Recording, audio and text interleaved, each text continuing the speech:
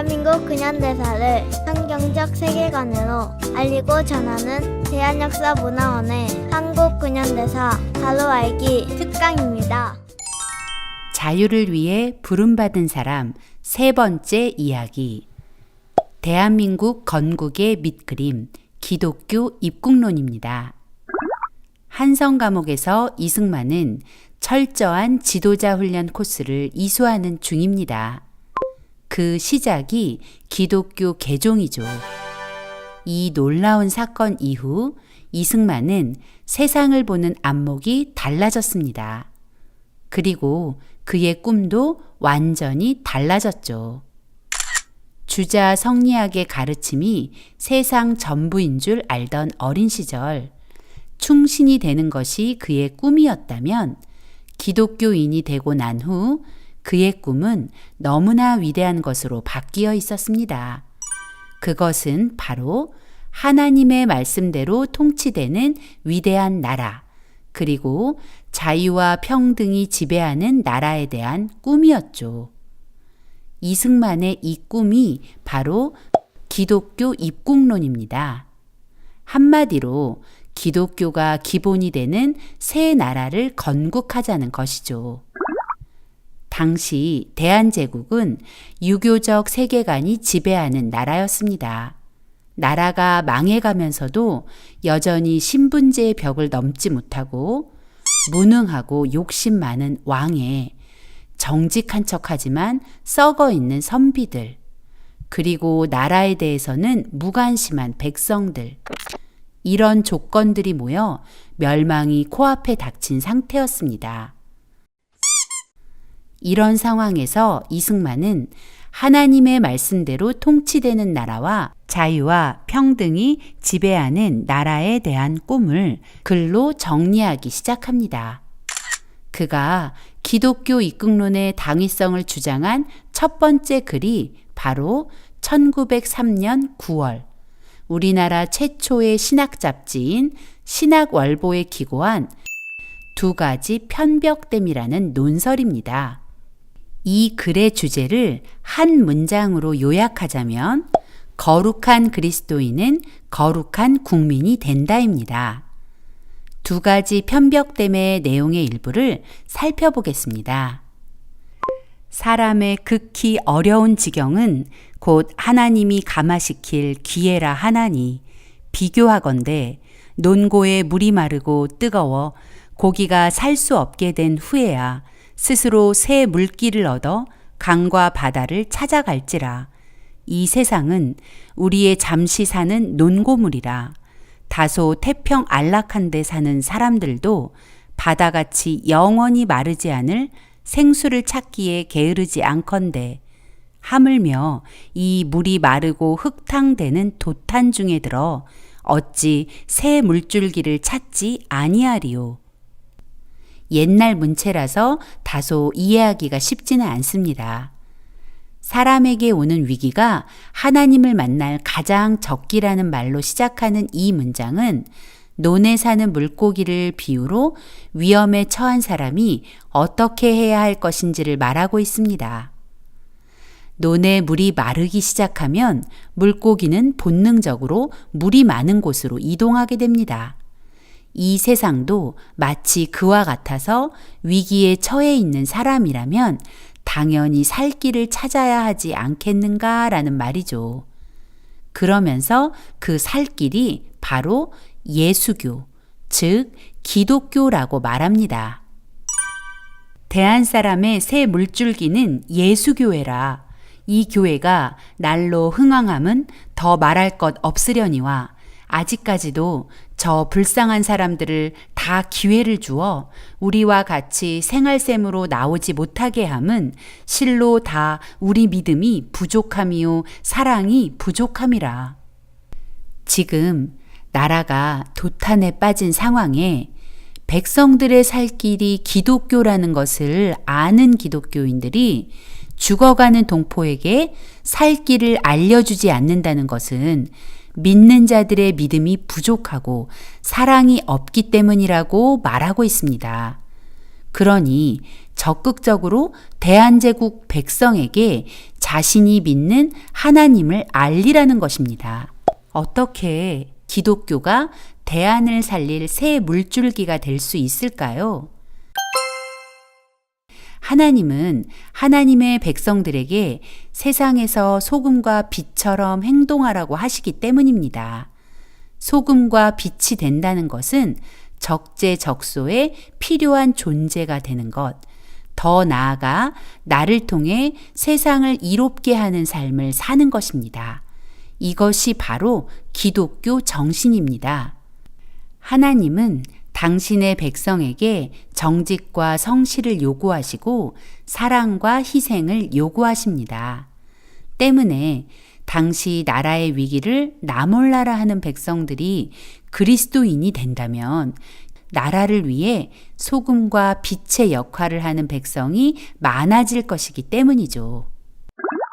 정치는 항상 교회 본위로서 딸려나는 거로 교회에서 감화한 사람이 많이 생길수록 정치의 근본이 스스로 바로 잡히나니 이러므로 교화로서 나라를 변혁하는 것이 제일 순편하고 순리된 바로다. 이것을 생각지 않고 다만 정치만 고치고자 하면 정치를 바로잡을 만한 사람도 없으려니와 설령 우연히 바로잡는다 할지라도 썩은 백성 위에 맑은 정부가 어찌 일을 할 수 있으리요. 반드시 백성을 감화시켜 새 사람이 되게 한 후에야 정부가 스스로 맑아질지니 이 어찌 교회가 정부의 근원이 아니리요. 대한제국은 위기에 직면해 있었습니다. 그러나 대한제국의 회생과 변화는 왕과 조정 대신 한두 사람만 잘한다고 해서 가능한 일이 아니라는 것입니다. 오직 백성들이 변해야 가능한 일이라는 것이죠. 백성 한 사람 한 사람이 정직하고 성실한 기독교 정신으로 거듭나 정치를 하면 그 정치는 공정하고 올바르게 될 것이기 때문입니다. 뿌리가 튼튼해야 실한 열매가 열리는 이치겠죠. 즉, 부패한 백성 위에 절대로 좋은 정부란 존재할 수 없다는 것입니다. 지금의 대한민국의 상황에도 적용이 되는 말입니다. 대한민국의 안녕과 발전은 훌륭한 대통령, 정직한 정치가의 책임 이전에 대한민국 국민 한 사람 한 사람이 정직한 국민, 이타적인 국민, 성실한 국민이 될 때 가능하다는 것을 기억해야 합니다.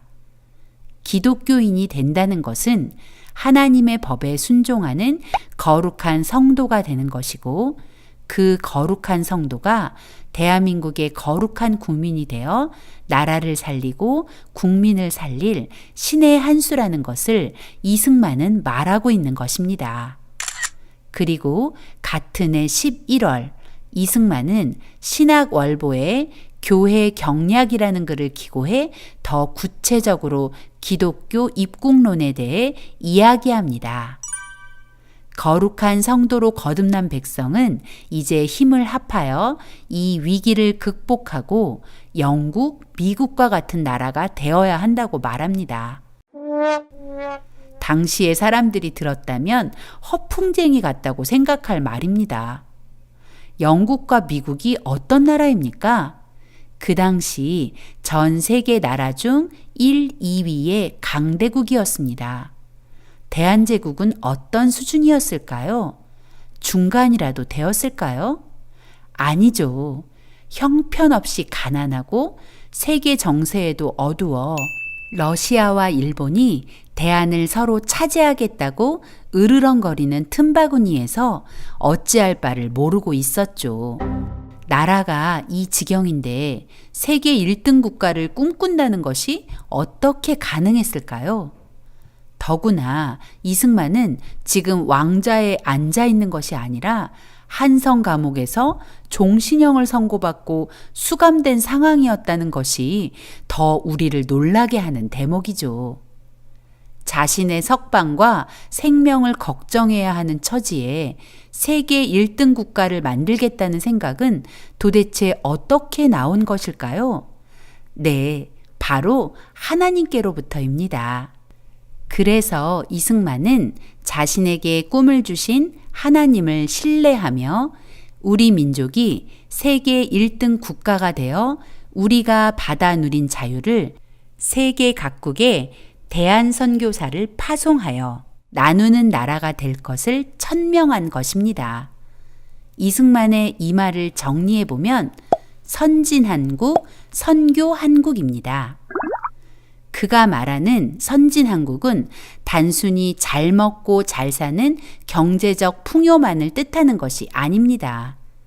선진한국은 하나님의 말씀대로 통치되는 위대한 나라, 자유와 평등으로 지배되는 나라를 말하는 것입니다. 이 나라는 꿈만으로 이루어지지 않습니다. 반드시 꿈에 합당한 충성스러운 행동이 뒤따라야 합니다. 마땅히 만국의 왕이시고 만국 왕의 왕이신 예수 그리스도로 우리의 왕을 삼아 피와 정욕의 모든 상전을 다 버리고 함께 돌아와 만세의 빛난 용상 앞에 머리를 숙이고 모두 천국을 위하여 싸우는 강병이 되어 사탄과 세상을 쳐서 이기고 만국을 합하여 한 천국을 만들자. 백성 한 사람 한 사람이 하나님의 뜻과 법대로 사는 거룩한 백성이 되고 그 거룩한 백성이 거룩한 국민으로 모든 분야에서 충성스럽게 살아낼 때 선진국가가 된다는 것입니다.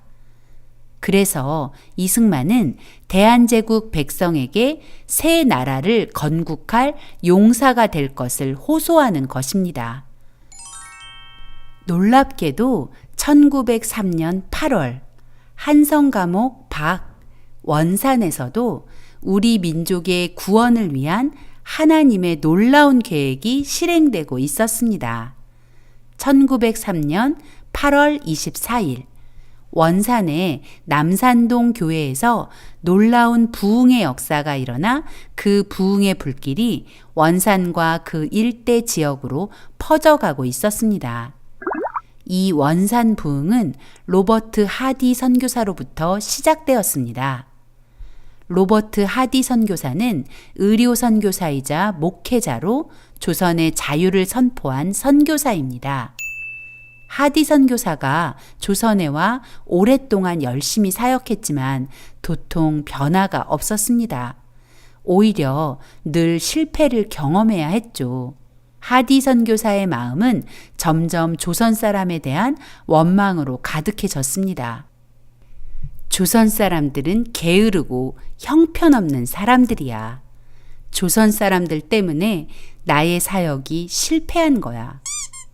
하디 선교사가 점점 지쳐가던 어느 날 중국에서 사역하던 여러 명의 여성 선교사가 의화단 사건을 피해서 원산으로 피난하게 되었습니다.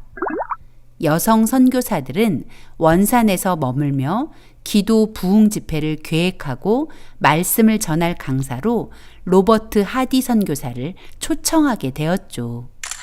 드디어 집회 당일 로버트 하디 선교사가 말씀을 전하는 시간이 되었지만 그는 입을 열지 못한 채 계속 서 있어야만 했습니다. 하디 선교사는 하나님께 도움을 요청했습니다. 그리고 그가 받은 응답은 회개하라는 것이었습니다.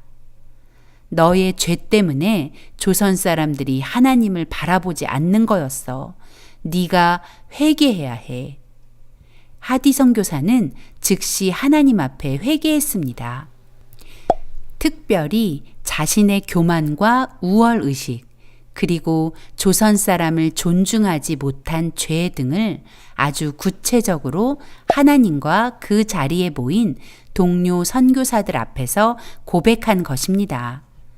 그리고 주일 하디 선교사는 원산 남산동 교회에서 조선 성도들에게도 자신의 죄를 고백했습니다. 하디 선교사는 사실 모든 것이 끝이라는 마음을 가지고 강단에 선 것입니다. 자신이 조선 사람을 무시했다는 것을 그들이 안다면 조선 성도들은 자신을 용서하지 않을 것 같았습니다. 그럼에도 하디 선교사는 정직하게 자신의 지난 죄를 성도들에게 고백한 것입니다. 이제 다 끝났구나. 조선 사람들이 나를 증오하겠구나. 이제 조선 사역은 끝이로구나. 그런데 그 다음 주일부터 아주 놀라운 일이 일어났습니다. 성도들이 하디 선교사를 욕하고 떠나간 것이 아니라 오히려 서로 앞다투어 자신의 죄를 회개하기 시작한 것입니다. 원산의 성도들은 이제 거룩한 성도가 되었고 거룩한 백성이 되어가고 있었던 것입니다.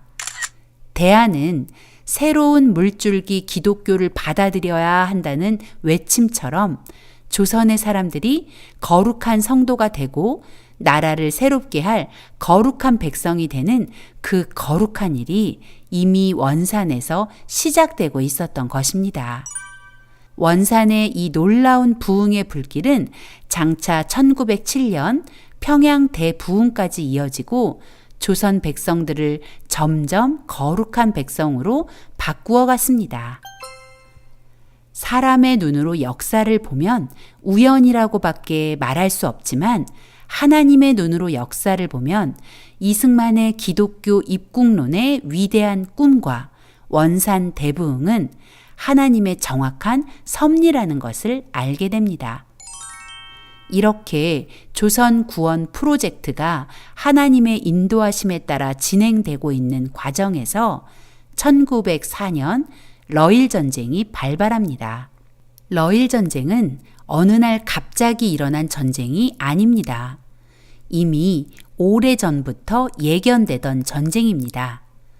그 결정적 원인 제공자는 대한제국의 왕 고종과 조정의 대신들, 그리고 나라의 위기에 무관심한 백성들의 콜라보였습니다. 이승만은 한성 감옥에서 러일 전쟁 발발 소식을 듣고 그동안 준비하던 한영사전 제작 작업을 중단하고 독립정신을 집필합니다. 이승만은 독립정신을 통해 대한제국의 백성을 향해 모든 백성이 각자의 책임을 깨닫고 나라에 대해 책임감을 가질 것을 촉구합니다.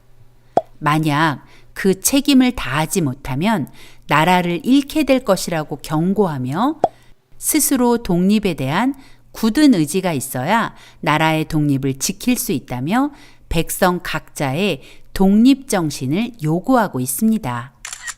이승만은 독립정신의 첫머리에 대한제국은 3천만 백성을 싣고 폭풍우를 만나 표류하는 배와 같다고 하면서 나라가 왜 이렇게 위태로워졌는지 알아야 하고 또 정신을 차리고 힘을 합쳐 각자 책임을 다해 살 길을 찾아야 한다고 했습니다.